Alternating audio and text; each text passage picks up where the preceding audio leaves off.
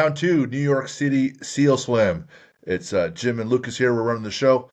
A lot of lessons we talked about in the prep leading up to it. And again, one of the reasons we wanted to spend 2 episodes on this event alone was the lessons that we learned so we can pass them along to you, but also relive some of the stories and go over that. So today, we're going to talk about game day, the event itself. That you can train as much as you should and be able to for any kind of conflict, event, challenge, whatever. But then there's the event itself. And so you get to be able to adapt and adjust. And we're going to talk about how everything transpired a couple days leading up to it and the day of the event. So, because there were some ups and downs, which was cool. And so we're going to get into that. So just Jim and Lucas again, rehashing it out, and we're going to get right at it. All right, leaving off where we left, kind of picking up where we left off. We talked about your training and your processes for the first 6 months and the last 6 months of your swim journey, and your last 2 months of your oh shit moments, and you're trying to figure that out. So we've already covered all that. We know where you started. We know how prepped you were for it, and Mm-hmm. we're a couple days out. You're flying out to you're flying out to New York to do this thing. Tell us about what's going through your brain, how you're feeling, what are your emotions. Tell us the whole deal. When you get there, what are you thinking? Tell us about what's going through your brain. Oh man, that's good. So a lot of people are better or worse, or they get anxiety for this and that, or they're just super chill. So I'm always a combination. And so a couple days leading into it, like for my brain, and it's a bit ADHD in nature, it's bouncing around all over the place, but it keeps landing on this event, boom, boom, boom. Because having not done something like this before, I haven't earned the confidence. So there's a level of fear and uncertainty. And so many other folks of the 350 people that were doing it, most are veteran swimmers. And by veteran, I mean some of these people are looking to swim the English Channel, where they compete in international triathlons, or they're SEALs themselves. So a lot of expertise, a lot of comfort there. I'm still early on in the comfort journey, so having been in the Hudson River, I can tell you swimming in Bryan's Pond not a big deal anymore, right? Yeah. So Thursday we roll in, we land in New Jersey, where we go by the park where everything's going to start. Kind of just show Jen some things. We go over to the hotel, super awesome. Picking up your gear, you get a gym bag, blah blah blah, shirt, hats. You get this really sweet coin that military people use, right? They trade coins and stuff. So here it is. Then there's about a dozen U.S. flags out there on the table, and each participant is supposed to sign the flag. So we do that, and they're giving them away, or they're selling or auctioning them off for charity. So Thursday's super chill. Have some good food. We walk around. I meet some other folks. Some people I've never met before, but we're all part of the Facebook group for the SEAL Swim. They recognize me from the videos I put out or things that they put out. So they're coming Nice. up to me and they're, hey, you're Jim Beebe, right? I'm like, hey, man, you're Joe, and we're just hanging out and talking. So it's pretty sweet, and everyone was supportive. Everyone was a teammate. Everyone was, hey, man, swim by me. I'll be looking out for you. Are you wearing a swim cap? What color is it? Green? All right, I'll be looking for green. So people were already looking out for us. Now, And I don't mean to interrupt, but yeah, most of these people, I'm assuming, are good swimmers, like you said, Navy SEALs. Like, did they did they immediately know you're kind of like a not a SEAL, right, yes, or not a really good yes. swimmer, and they help you with that? You're talking to the folks, and we're wearing these swim shorts, and if you're a SEAL, you have a different logo on your shorts, so people already know, right? Gotcha. Or if you're so the civilians or patriots are wearing other shorts that tell you, hey, this guy isn't one. So there's that, but we weren't walking around in those shorts then. I used this guy Jeff with Campfire videos, and he always videos our summits. And he came and did a little commercial for this event for me, and it interviewed me. And the whole point is to raise money, so we were able to do that. And so I put the entire commercial in the group. So a lot of people knew, hey, Jim's not a SEAL. Jim is 50 years old. He is swimming for his life here. He's doing everything he can to help out. So people knew that I was kind of at the bottom, but I also knew that I had qualified and earned the right to be there and came a long way. Uh, yeah, people, and then you know what? When you walk into the ring or you walk into the gym, you can tell who's been there for a while and who hasn't. And so I was one of the guys that was new, and I'm just kind of learning, head down, mouth shut, picking things up, and other people are just like having the best time, just ready to party. Nice. Nice. Friday was a lot of cool historic stuff. So any of the participants, we got to go on a tour of the New York Stock Exchange. And Hmm. for me, having been in the financial world for 15 years before I started the gym world, uh, that was cool. We went on a tour of the Holocaust Museum, with with all the slaughtering of those poor Jewish souls. A lot of Israeli Navy SEALs fly in to New York to do this event and support it. So the Jewish culture was huge and supporting our event. So one of the stops that we had on Friday was at the Holocaust Museum. That was huge. Then there was a tour of the World Trade Center. I actually didn't go on that when I hooked up with Jen. We went on something else. On the way out, I'm still working on brainwashing myself for the event. So you better believe I watched Rocky 1 Yeah. because he just fights all the way to the end. And so I love that one. So I'm watching that. And then when I have free moments, I'm just making sure that I'm listening to positive motivational things and I'm hydrating a ton. And Nerves, then nerves starting to get more and more. it wasn't bad until Friday. And because it's the night before, and I'm making sure I'm hydrating and I'm just lying there in bed. I made sure I was outside. I did some things that were physical with those tours, but I ate plenty. And now I'm just relaxing, watching TV, and I do some reading before I go to bed. Now it's time to sleep, and it's early. It's like 9:30, and I'm just sitting there, eyes wide awake. I'm just wide awake, and so I would doze off. But when I would wake up, it felt like I didn't sleep at all. I felt like I was awake the whole time, but I know I dozed off, or Jen said I did. So I was either thinking about the next day, or dreaming about it, or both. I don't know, but it felt like I didn't sleep much, even though I did. And the next morning, did not feel like eating at all because now nerves are kicking in. But Mm, I know all I have is a small run, and I don't actually jump in the water until 11:30. So you can't eat dinner at 6 the night before and have no food until 11:30, and then you jump in the water and just have a little bit here and there after 11:30 on. Because once you're yeah. in the fight, then you feel fine. You know, Right. once that you have that first hit in football, right? Oh yeah. All the nerves are gone.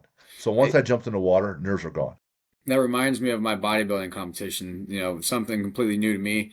I the night before, first of all, I'm super hungry and just tired, dead, so I don't have a hard time falling asleep because I'm just already just exhausted, but I remember getting ready for it and the pre-show stuff. I'm ready to go. I'm super nervous, and then it happened so fast. I'm the first person to go on stage and do my routine. I was like, "Oh, I don't even have time to like watch."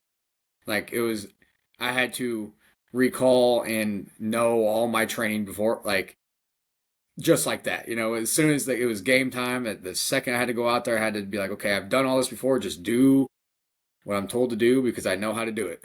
You know what I mean? Yes, And as soon as you go out there and you're doing it, it goes away. it's a bit freeing mentally when you're like, all right, here's what I'm supposed to do. And you just focus on those steps. And whenever I would do that, everything got pretty easy. So the next morning, I got up and started to head on over to New Jersey for the show we were about to put on. See, that's whenever you're about to do an intense event or something you're excited for, and you kind of the second you're going through it, your body, like, you can feel the I'm about to lock up and freeze, Hmm. or I want to keep going. Hmm. And I always feel that lock up and freeze, like, oh, I could. If you're not ready for this, people will lock up, and that's why they lock up and freeze and can't. They just can't push through because they're not prepared for it. But um, that reminds me of that a lot. Um, you know, So you didn't eat much, right? Before you Well, I forced down food, and I knew some things I will be able to eat quickly and digest well. So I did you made have sure that I'm. planned out? Oh yeah, Okay. Oh yeah, because Jen, I'm good at nutrition with people. She's great. Gotcha. Like I'm a B plus, Yeah. and she's an A plus. And so she's like, "What's gonna be easy for you to digest and quickly?" I go, "Shakes and bananas." All right, Gotcha. but she said, "But you need some fat." All right, so we'll eat this really quickly, force that down, and then be done. So Gotcha. I'm eating at 7. I got to be there at 8. We don't start the show until 9. Mm, So, uh, and usually day of any event, I'm going to be in the bathroom a couple times, making sure everything's cleaned out and good to go. So I've never had any problems there. got it. And we get over to the venue, one last go, and then you start meeting people that I knew, the people that have been on the podcast, or you meet Bill, and then you start meeting people like Jason Redman. Mm-hmm. If you know Jason at all, he's in the military, he was in Bethesda. Not to trivialize it, but essentially his face got shot off and blown off. And so he reconstructive and always had a huge positive mindset. And basically the sign on his door, hospital door says, "Hey, if you got a bad attitude, don't come in here because we're just about winning." Right. So this dude's public speaker, he's just a legend. I met him and I'm just like holding it together. I'm like, that dude's awesome. I met Tim Brown. He was on our show. He was, at 9/11 getting smashed, losing all his buddies. Met him. And then you meet the ladies that were on the show too. It was just awesome. So you kind of calm them down, and everything's going fine. And then like, all right, now we're wearing these Ranger panties size shorts, which they were great to swim in, right? But I'm like, I'm wearing an extra large, and these things are snug. But I'm 6'3", 250, right? Most of these guys are much smaller and leaner, but uh, all those days of lifting and then leaning out from the swimming. So I'm still 6'3", 250, wearing these shorty shorts. And they start thanking all the people that raised so much money, and they have the speeches. And if you're like one of those people like Jason Redmond that they're honoring, like you literally get this gladiator sword Wow. for Nice. to like kill people, right? And that's like your prize. And they had like Miss USA and Miss New Jersey, one singing the Star Spangled Banner, another one singing like, America the Beautiful.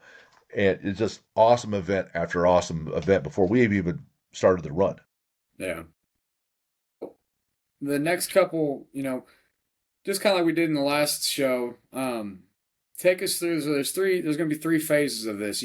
How did you got done with all the shows, you got your food in, you done messing people, you guys are on the start line. Talk about the start, you know, take us through the start, take us through the middle, and kind of give us an idea about the end because you've It's a roller told me coaster. before, it's a wild story and it needs to be told. So tell us about from start to finish. So the first leg is going to be everything up until the swim. The middle leg is going to be all the swimming components, and the last leg will be after the swim. So the first piece, we're going to run for a mile, and by run, they call it a shuffle, and a lot of times you're even walking. Yeah. It's more ceremonial. We got 350 of us. Each of us has an American flag, except for those SEALs from Israel. They're carrying an Israeli flag, and there's people cheering us, and we want to bring awareness. So we're just running along the banks of the Hudson River in the state park, and we're just carrying some American flags. There's a Humvee in front of us that's videotaping everything, and it's just cool. Not for nothing. It's now 10:30 for us to run two miles, which isn't hard, but we've been sitting there in the sun from I got there about 7:30, so been sitting in the sun for 3 hours, Probably and tired just from that. a little bit, right? But that's not the hardest part. So we're kind of just trotting along, having a good time. People are cheering us. At the 1 mile mark, we all spread out over this field and we formed this huge circle to have these parachuters drop down. So they already timed that. So they got some tandem people jumping. Then they got some individuals jumping with like smoke coming out of their shoes or whatever it was, like this different Yeah. colored smoke. And there's other tandem. These other two guys are jumping down, flying down, and they're carrying a U.S. flag that's enormous. And then they split, and then they all land. And it was super cool, super badass. And then we pick up the second part of the run, 1 more mile with the flag, and we get to that point, turn over our flags, and all our bags are there with all our gear. Now it's time to transition. First phase is about done. We're loading up on sunscreen and putting all our stuff in the bag. So at that point, all you need is the shorty shorts that you're wearing, your swim fins, and a pair of goggles. I slammed a Gatorade and a banana, get some quick calories. And some people are so badass they're not even wearing fins. Like Kathy Remington, 61-year-old or 63-year-old crazy nut. She's awesome. No fins at all. And so some aren't. And so we start making our way to this bridge where we insert. So now we can ready to start phase two. It's game day, right? And you can think about you're jumping about 15 plus feet up into the water. You can be nervous about that. You can be nervous about the Pretty bull high. shark. It was, right? The bull sharks below. Um, anything, right? You're looking at the current. I don't know what's hard or what's not, what's bad or what isn't, but I'm like, this looks hard to me. And there's three legs of the swim. In the first leg, you're swimming against the current. Gotcha. Statue of Liberty is going to be on your left. You're going to swim up to the Statue of Liberty and go around it a little bit to that first barge. The barge is anchored to the ground. You want to swim up to the extension ladders into the water, climb up the extension ladders, and then get safely on the barge. Finish phase one. We also have these swim buoys. The swim buoys are like a big balloon, and it's a flotation device. So you have this belt around your waist. You have a little rope going from the belt to the buoy, this little balloon. And then the balloon has like a bladder inside. The bladder holds another balloon with the air so it stays inflated. And there's a little pocket in there. So people would put like a snack in their buoy and carry it with them. Some of these guys would put their phones in there in waterproof cases, and they're taking these pictures of themselves in the water or videoing it or taking like a video of them talking and their Statue of Liberty's in the background. These awesome, awesome pictures. I got to go up and talk to Will Kane. He runs Fox in the morning show, and so he's always talking about this event. So he puts his money where his mouth is, and he swims it with us. Wow. I'm meeting these guys that are MMA fighters, like pros, and also SEALs. So now we're getting up to the start line, and we're all in a row. So there's a row of like 20, and there's like 15 rows of 20, and each row will go. Everyone jumps off, and you wait for that person to swim out of the way so you don't jump on top of them, and then you jump down. You want to make sure you go feet first so your flint fins don't get knocked off. You want to be holding on to your goggles so they don't get knocked off your face or hold it around your neck. That's fine. And some people would hold their buoy, but almost no one was. So it's your turn to jump. 3, 2, 1, go. Now I'll tell you this. I did hesitate on go because I'm looking down and I'm like, shit. But it said go. So then it was a small hesitation after shit. So for me, it was 3, 2, 1, go, shit. And then I jumped, right? I That landed in the was your water. last oh shit moment, wasn't it? It was. It was. I wasn't worried about the temperature. I wasn't worried about anything else. I was like, all I know is what Jen and Teresa and I had worked out. It's 10 and 1, 10 and 1, 10 regular freestyle strokes plus one breaststroke. And the goal was to get 10 and 1 done, just one set of 10 and 1, readjust, orient myself, and then for the first couple rounds of 10 and 1, figure out, hey, what kind of problems do I have? Address those, and then settle into a rhythm. I wasn't worried about settling into a rhythm early on. I was just my first set of 10 and 1. So I jumped off, and I didn't even get to 10 and 1. As soon as I hit the water, my buoy ripped off. All the contingencies, all the plans we walked through, all scenarios, that didn't happen. So one thing about sport is that it's a sport if and only if there's variability. There's unknown, right? People say, well, I PR'd in the gym and this lift, or I'm better at practice. Well, that doesn't make it a sport. That makes it practice, right? Right. So this is an event. This is a sport. So I hit the water, and the buoy ripped off the rope that's tethered to my belt. And my buddy next to me is like, "Hey man, that's yours. You better go get that." So I swim over and get it. I'm treading water. The inner shell that holds the air and makes it a flotation device is still intact. It's still going to be inflated, so I'm going to be okay there. I got to tie a knot on the thing because they're already where it attached to the actual outer shell, it ripped off, so there's a hole. So I had to tie a knot, reattach it to my belt, but While there's in a the water. hole. But while I'm in the water, treading water, and there's a hole in the outer shell, which nothing I can do about that. It's just going to take on water and fill up pretty quick, and now it's going to be a ton of drag. Yeah. Yeah. So now you're in the actual river with now you got to figure out how you're gonna tread water and tie a knot and have a heavier source of drag. None of which I'm assuming you probably trained for. I I practiced treading water. Yeah, I practiced like taking my goggles on and off while I was treading, but that was it, man. yeah. I didn't practice losing my Tying buoy. knots. I didn't practice tying knots. I didn't practice, hey, get out of the way while you're tying a knot so the next guy doesn't jump on your head, right?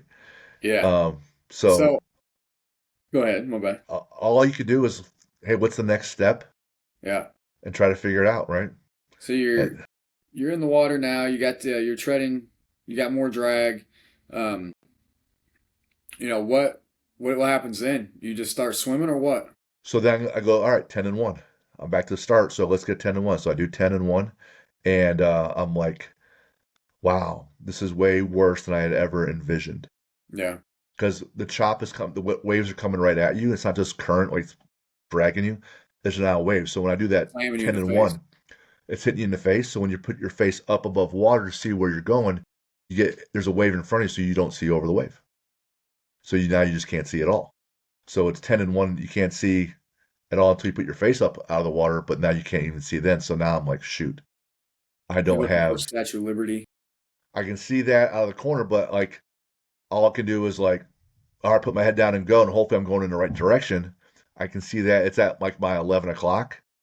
I gotta swim until it's at like my 7 o'clock. I have to go way past it. So I start trying to make do, and I'm like, I'm getting beat, and I'm getting beat, but I'm going, and I'm getting beat, but I'm going, and finally I'm getting beat so many times in my 10-1, I just flip over my back and try to reassess. All right, what's going on?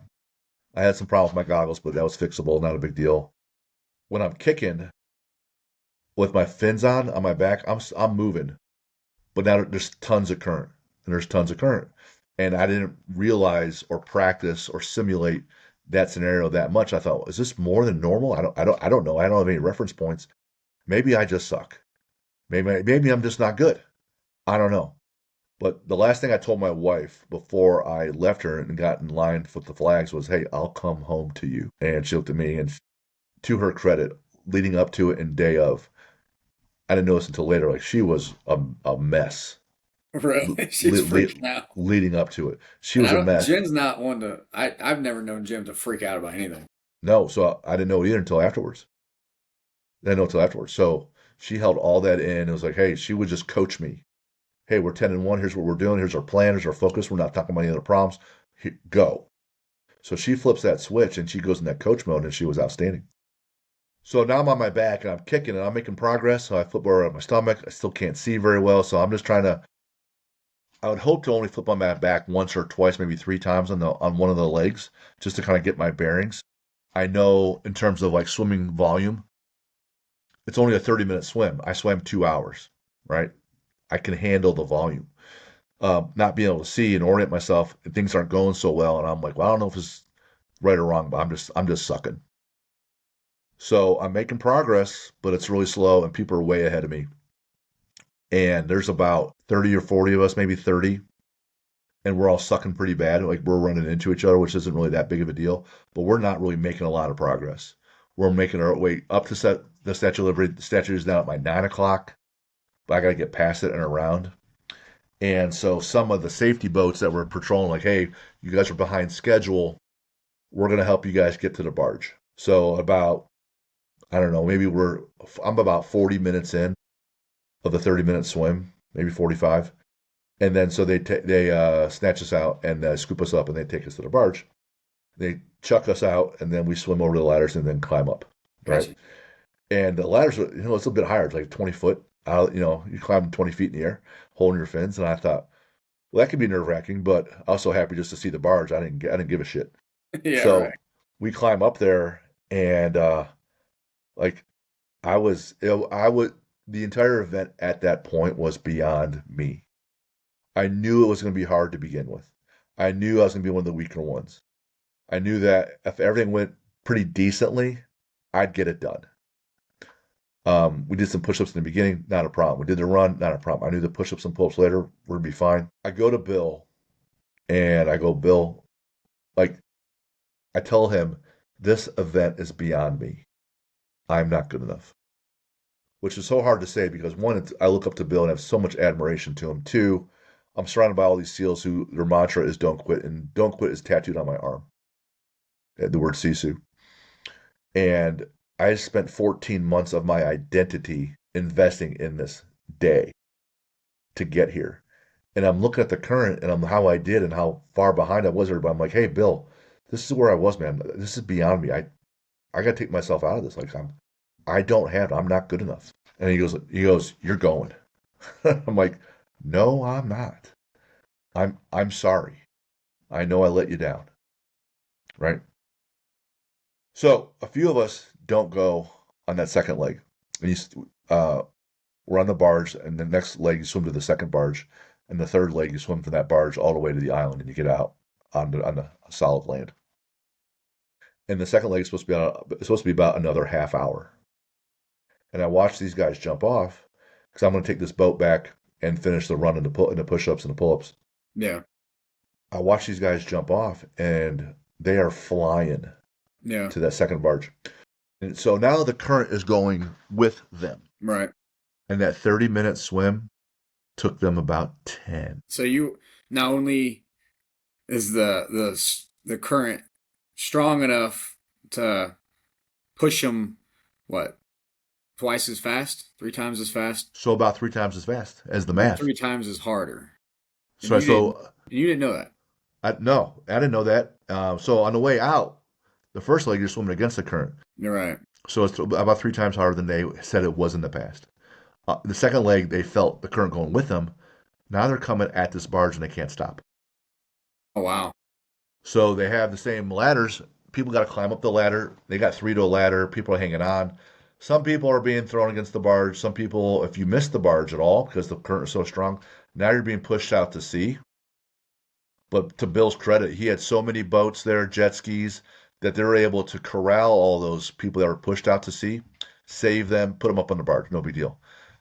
Unfortunately, there were about a couple dozen that got pushed under the barge, Oh, and that's not a including, good place to be. Jim Barchese we had on here. He got Hmm. pushed under. He broke his hand. Kathy, the one with no fins, she got pushed under. And so now it's a life and death situation. Right. They were all great enough swimmers. Like Jim's going to swim the English Channel in a three-person relay with Kathy as the other person, right? It's two of the three. That's the level, and they got pushed under. So they end up like everyone's good, everyone's fine, everyone's safe. And Bill had the safety precautions in place to save people that were pushed out and whatnot. So Bill did all the things to keep it as safe as possible. Unbeknownst to us, there were these tropical storms and hurricanes down south around the Carolinas that affects the entire coast. So that day the current was a lot stronger. The winds picked up, so it was a lot stronger than everybody had anticipated. And even on the sec, I got dumped off of the second barge. Some of the SEALs there were active duty. They're like, "Hey, man, they're calling this. This is the second scariest swim of my life. We shouldn't be out here at all." So Bill comes out and goes, "Hey, man, the mission continues, but we're not doing the swim anymore." Gotcha. So they load us up, and 50 people to a boat, and they take us over the mainland. We clean off all the crap that's on us. We shower off. They give us our flags. We run to the World Trade Center. Super awesome. Hmm. Push ups and pull ups. I think there's a video. There's several videos of me. I'm like the front part of the stage for the push ups. I'm doing those. Well, we're surrounded by everybody. And then they had the final speeches. Some of the 9/11 survivors spoke. When we run towards a trade center, the bagpipes are going. There's two engines with ladders that are extended, holding an American flag between the two of them. The dude O'Neill, the dude that shot Bin Laden, Wow. he gave a speech. So we're surrounded by all this greatness. And at the end of the day, we raised over $800,000 for those families. We had a party afterwards. It was rock and roll and rap themed. Yeah. Where Bill dressed like Axl Rose from Guns N' Roses. Gotcha. And I sat down with my Led Zeppelin shirt. My wife, we cleaned up, took a shower, and went over to the party. We finally had a sigh of relief, Hmm. and hey, got through as best we could. Would have liked to have done more. Everyone would have liked to have finished, But that's the deal. It's game day, and it's everybody has a plan until you get hit in the face, is what Mike Tyson says. Well, we all got hit in the face. We adjusted. We kept everyone safe. Yeah. We had a great time. Raised money, raised awareness. Let that party, sat down, and it was open bar for a while. And I was like, we'll take that Colonel Taylor bourbon. And Yeah. that guy poured me and Jen these couple stiff drinks. Had plenty of food, and we kind of sat back and chilled and just were thankful that Jesus watched over us and everybody else. Hmm. Thankful for the journey. I'm thankful for my family that was all in. My family back at the gym that was all in. Jen's relaying updates to all these group chats. My wife who was there by my side, you know, just tears of joy of the great people I was around and the leaders that were there, the military community. It was outstanding, and I was super proud to just be part of it. I was super proud of the journey to get there and to lead my family and some friends that messaged me, "Hey, you inspired me and stuff." And because at some point, when Jesus calls your name to come home, it's over. So you got to make it. We got to make an impact now. And if you hear me talking all about things I'm trying to do, it's make an impact. If 4 or 5 people listen to this and they share it with someone else and they decide, "Hey, I'm going to try something hard and make my life better," and it reverberates and there's a ripple effect, that is my calling. That's one of the reasons we have this show and one of the reasons I did this whole event. Like you said earlier, you put 14 months of your identity into this event. And at the end of it, did you, you know, I'm sure you did a lot of reflecting, but at the end of it, did you feel like, man, what's next? Or did you feel kind of, well, not what am I gonna do now? Did you have any of those thoughts and feelings right afterwards, or did that not hit until you're on the plane home, or what? Well, it's been a few weeks even since it occurred, Hmm. and it hit in that moment. It hurt later that night, and it hit a lot of days since then. I can tell you this: uh, there was regret that it didn't happen how I wanted it to. But that's sport. People make the team, but they don't start, or they start, but they don't win, or they win, but they don't go to a bowl game, right? So when I always tell people it's the journey, not the destination, it really is. But the destination is important. There's no two bits about it. The destination is absolutely critical. So The there's end some. is part of the journey. It is part of the journey. It's not just the journey. The end is part of it, right? You're absolutely right. That's a huge point. So there's some disappointment for sure. I had to make a call that, you know, emotionally I'm feeling all these things, but I'm like, hey, let's fucking keep going. Let's go. Hey, you got your ass beat. Let's go.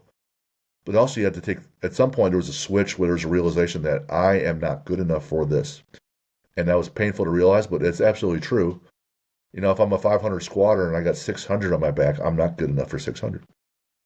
And so that was a hard pill to swallow that I couldn't finish that one leg.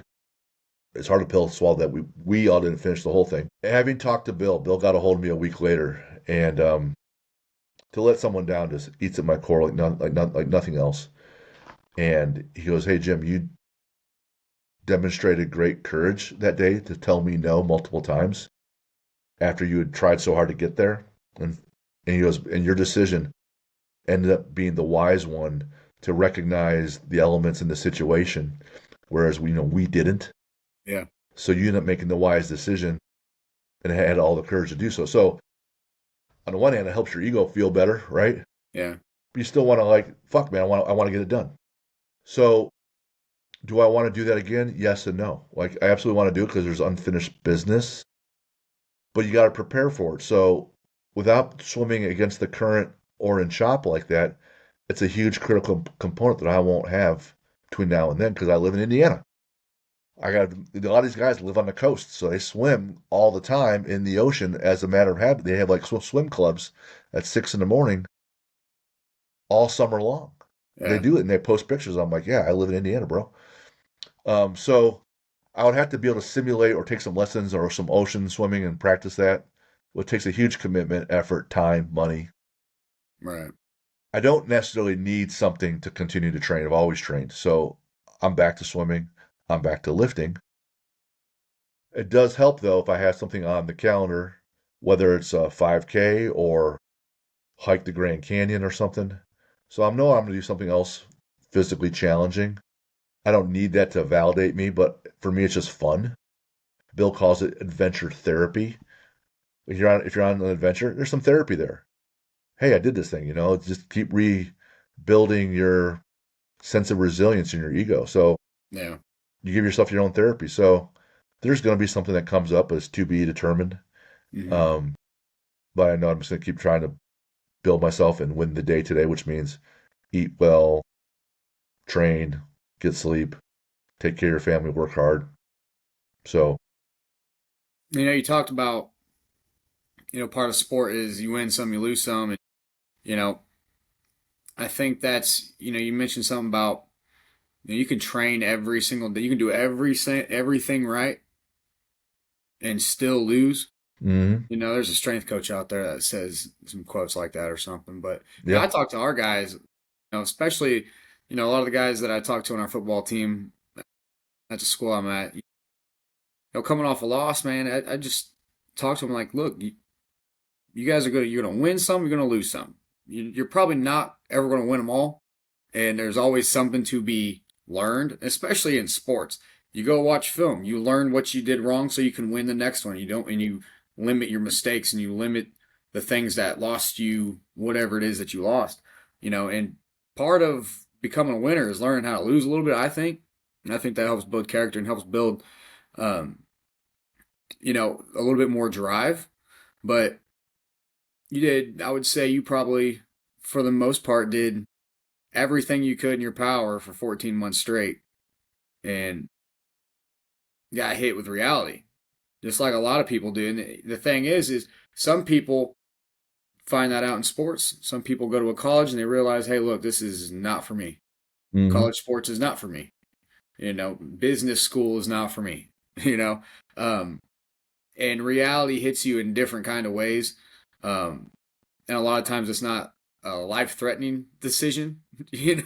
I think what Jim was saying about you making that wise decision. Um, I think that says a lot about your ability to recognize your situation and recognize the realities of what you're going through. Um, and that's a big part of sports and a big part of competing in this stuff. That the first line in that Rudyard Kipling's poem "If," and it says like, if you can keep your head while everyone else around you is losing theirs. So I'm as emotional as they come a lot of times. So I just thank Jesus that He's able to intercede on my behalf and say, "Hey, Jim, take a moment here and look around." And when I was upset about that, but we're at the World Trade Center doing these push-ups, I'm like, cause to your point, I thought I had done all my prep as best I could. Well, some people did all they could, the best they could, to show up to work that day in September of 2001. They got their kids off to school. They got to work on time. They're ready to work. And their tower comes crashing down and they die. They didn't do anything wrong. Like I prepped as best I could for this event, and my buoy breaks step one, and then the current was uncharacteristically high. And no one has ever won everything all the way to get to the top. Look at Jordan, look at anybody. And you're right, you have to know how to lose. So a lot of times when you take a loss, it's how quickly can you come back and win the day the next day. And for some people, it might take them multiple days to come back and get right the ship. Or you'll see on a 4-day tournament for golf, they screw up day one. Well, now day two sucks, and day three sucks, and day four sucks. Or if you're bad in the first quarter running the ball, well, then you start fumbling the ball in the second quarter because you took a loss and you haven't put in a process or you haven't built that resilience to come back from that loss. You have to come back. You have to have a process of how to come back from the loss, and you have to minimize that time. So does it take you one day? Does it take you 1 week? Does it take you a year to bounce back? Can you bounce back in 5 minutes? Football players are coming pretty quick. Can you bounce back? Can you bounce back in 30 seconds after you just got beat? So you must have a process to learn how to lose and adjust and get back at it because that one bad play could turn into an entire year, Yeah. right? Now, with all things said and done, Mm-hmm. what are how is your reasoning for doing any of this? changed, or how does your emotions and your thoughts, what are your whys now compared to how they were then? And were you aware of the changes that might be happening during the event, after event? When did your whys really start to change and whatnot between the beginning 14 months ago and now? What's nice is that so many of them got realized Yeah. that, hey, I wanted to be healthier. Check. Want to learn a new skill. Check. I want to prove to myself I could do something. Check. Want to set an example to other people. Check. I had my son-in-law, Andrew. He messaged me, hey, Jim, I found what you're doing so inspiring. Thank you. I want to do some things. Check. I had a member at the gym, Dina, come up to me. Hey, I like how you say what you mean and mean what you say. You don't just on a lot of lip service. You're in the fight. Check. I want to be afraid of something and get through that. I was terrified of being in the water in the pool.